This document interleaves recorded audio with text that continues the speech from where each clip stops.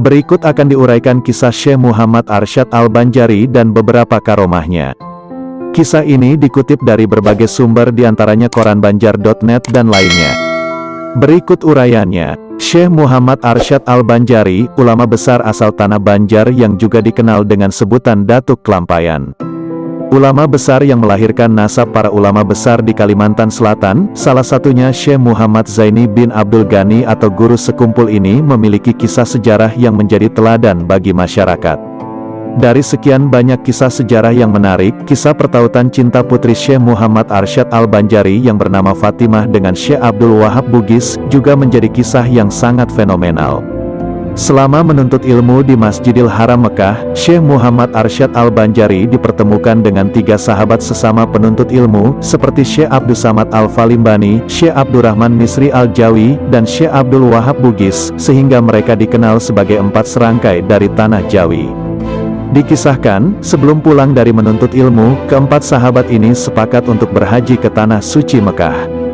Ketika itu, tanpa disangka Syekh Muhammad Arsyad bertemu dengan adik kandungnya, Zainal Abidin bin Abdullah yang sedang menunaikan ibadah haji. Kemudian, adiknya membawa kabar bahwa anak dia yaitu Fatimah sudah beranjak dewasa dan sang anak menitipkan cincin kepada dia. Melihat hal demikian, 3 sahabat Syekh Muhammad Arsyad masing-masing mengajukan lamaran untuk memperistri anak dia. Setelah berpikir lama, Syekh Muhammad Arsyad memutuskan untuk mengundi lamaran yang akan diterima. Hasil pengundian ternyata lamaran Syekh Abdul Wahab Bugis yang diterima. Dari situlah terjalin pertautan cinta antara putri Syekh Muhammad Arsyad Al-Banjari dengan Syekh Abdul Wahab Bugis. Setelah menerima lamaran Syekh Abdul Wahab Bugis, kemudian Syekh Muhammad Arsyad Al-Banjari melaksanakan ijab kabul pernikahan antara Syekh Abdul Wahab Bugis dengan Fatimah binti Syekh Muhammad Arsyad. Pernikahan langsung dilaksanakan Syekh Muhammad Arsyad sambil disaksikan 2 sahabat lainnya. Syekh Muhammad Arsyad Al-Banjari bin Abdullah bin Abdurrahman Al-Banjari, lahir di desa Lok Gabang, tanggal 17 Maret tahun 1710, meninggal tanggal 3 Oktober tahun 1812 pada umur 102 tahun. Dia ulama Banjar, ulama fikih yang bermazhab Imam Syafi'i. Syekh Muhammad Arsyad Al-Banjari berasal dari kota Martapura, Kabupaten Banjar, Kalimantan Selatan. Dia hidup pada masa tahun 1122 sampai tahun 1227 Hijriah. Dia disebut juga Haji Besar dan mendapat julukan Anumerta Datuk Kalampayan. Syekh Muhammad Arsyad Al-Banjari pengarang kitab Sabilal Muhtadin yang banyak menjadi rujukan bagi banyak pemeluk agama Islam di Asia Tenggara. Sejak dilahirkan, Muhammad Arsyad melewatkan masa kecil di desa kelahirannya Lok Gabang, Martapura. Sebagaimana anak-anak pada umumnya, Muhammad Arsyad bergaul dan bermain dengan teman-temannya. Namun pada diri Muhammad Arsyad sudah terlihat kecerdasan melebihi dari teman-temannya. Begitu pula akhlak budi pekertinya yang halus dan sangat menyukai keindahan. Di antara kepandaiannya adalah seni melukis dan seni tulis. Sehingga siapa saja yang melihat hasil lukisannya akan kagum dan terpukau. Pada saat Sultan Tahlilullah sedang berkunjung ke kampung Lok Gabang, Sultan melihat hasil lukisan Muhammad Arsyad yang masih berumur 7 tahun. Terkesan akan kejadian itu, maka Sultan meminta pada orang tuanya agar anak tersebut sebaiknya tinggal di istana untuk belajar bersama dengan anak-anak dan cucu Sultan. Di istana, Muhammad Arsyad tumbuh menjadi anak yang berakhlak mulia, ramah, penurut, dan hormat kepada yang lebih tua. Seluruh penghuni istana menyayanginya dengan kasih sayang. Sultan sangat memperhatikan pendidikan Muhammad Arsyad karena Sultan mengharapkan Muhammad Arsyad kelak menjadi pemimpin yang alim. Ia mendapat pendidikan penuh di istana sehingga usia mencapai 30 tahun. Kemudian ia dikawinkan dengan seorang perempuan bernama Tuan Bajut. Ketika istrinya mengandung anak yang pertama, terlintaslah di hati Muhammad Arsyad suatu keinginan yang kuat untuk menuntut ilmu di tanah suci Mekah. Maka disampaikannya lah hasrat hatinya kepada sang istri tercinta. Meskipun dengan berat hati mengingat usia pernikahan mereka yang masih muda, akhirnya istrinya mengamini niat suci sang suami dan mendukungnya dalam meraih cita-cita. Maka, setelah mendapat restu dari Sultan berangkatlah Muhammad Arsyad ke tanah suci mewujudkan cita-citanya. Derayan air mata dan untayan doa mengiringi kepergiannya. Di tanah suci, Muhammad Arsyad mengaji kepada masyaikh terkemuka pada masa itu. Di antara guru dia adalah Syekh Athoillah bin Ahmad Al-Misri, Al-Faqih Syekh Muhammad bin Sulaiman Al-Kurdi, dan Al-Arif Billah Syekh Muhammad bin Abdul Karim Al-Saman Al-Hasani Al-Madani. Syekh yang disebutkan terakhir adalah Guru Muhammad Arsyad di bidang tasawuf. Di bawah bimbingannya lah Muhammad Arsyad melakukan suluk dan halwat, sehingga mendapat ijazah darinya dengan kedudukan sebagai khalifah. Selain itu guru-guru Muhammad Arsyad yang lain seperti Syekh Ahmad bin Abdul Munim Ad-Damanhuri, Syekh Muhammad Murtada bin Muhammad Az-Zabidi, Syekh Hasan bin Ahmad Al-Yamani, Syekh Salem bin Abdullah Al-Basri, Syekh Sidik bin Umar Han, Syekh Abdullah bin Hijazi Asy-Syarkawi, Syekh Abdurrahman bin Abdul Aziz Al-Maghrabi, Syekh Abdurrahman bin Sulaiman Al-Ahdal, Syekh Abdurrahman bin Abdul Mubin Al-Fatani, Syekh Abdul Ghani bin Muhammad Hilal, Syekh Abis As-Sandi, Syekh Abdul Wahab At-Tantawi, Syekh Abdullah Mirgani, Syekh Muhammad bin Ahmad Al-Jauhari, dan Syekh Muhammad Zain bin Faqih Jalaluddin Aceh. Setelah lebih kurang 35 tahun menuntut ilmu di Mekah dan Madinah, timbullah niat untuk menuntut ilmu ke Mesir. Ketika niat ini disampaikan dengan guru mereka, Syekh menyarankan agar keempat muridnya ini untuk pulang ke Jawi, Indonesia, untuk berdakwah di negerinya masing-masing. Maka bertolaklah keempat putra Nusantara ini menuju kampung halaman.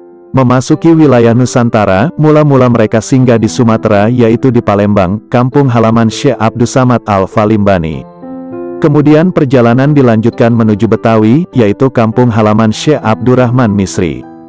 Selama di Betawi, Syekh Muhammad Arsyad diminta menetap sebentar untuk mengajarkan ilmu agama dengan masyarakat Betawi. Salah satu peristiwa penting selama di Betawi adalah ketika Syekh Muhammad Arsyad membetulkan arah kiblat Masjid Jembatan 5, Masjid Luar Batang, dan Masjid Pekojan. Untuk mengenang peristiwa tersebut, masyarakat sekitar Masjid Jembatan 5 menuliskan di atas batu dalam aksara Arab Melayu, tulisan Jawi, yang bertuliskan bahwa kiblat masjid ini telah diputar ke kanan sekitar 25 derajat oleh Muhammad Arsyad Al-Banjari pada tanggal 4 Safar 1186 Hijriah. Setelah dirasa cukup, maka Syekh Muhammad Arsyad dan Syekh Abdul Wahab Bugis berlayar menuju kampung halaman ke Martapura, Banjar. Tiba di kampung halaman pada bulan Ramadan 1186 Hijriah bertepatan 1772 Masehi, sampailah Muhammad Arsyad di kampung halamannya, Martapura, pusat Kesultanan Banjar pada masa itu. Akan tetapi, Sultan Tahlilullah, seorang yang telah banyak membantunya, telah wafat dan digantikan kemudian oleh Sultan Tahmidullah II bin Sultan Tamjidullah I, yaitu cucu Sultan Tahlilullah. Sultan Tahmidullah yang pada ketika itu memerintah Kesultanan Banjar, sangat menaruh perhatian terhadap perkembangan serta kemajuan agama Islam di kerajaannya. Sultan Tahmidullah II menyambut kedatangan dia dengan upacara adat kebesaran. Segenap rakyat pun mengeluk-elukannya sebagai seorang ulama, matahari agama yang cahayanya diharapkan menyinari seluruh Kesultanan Banjar. Aktivitas dia sepulangnya dari Tanah Suci dicurahkan untuk menyebarluaskan ilmu pengetahuan yang diperolehnya, baik kepada keluarga, kerabat ataupun masyarakat pada umumnya. Bahkan, Sultan pun termasuk salah seorang muridnya sehingga jadilah dia raja yang alim lagi wara. Berikut akan diuraikan beberapa karomah Syekh Muhammad Arsyad Al-Banjari. Dalam sebuah riwayat disebutkan, Syekh Muhammad Arsyad Al-Banjari bertemu dengan Datuk Sanggul di Mekah, yang pada saat itu bisa pulang pergi ke Kalimantan di hari yang sama.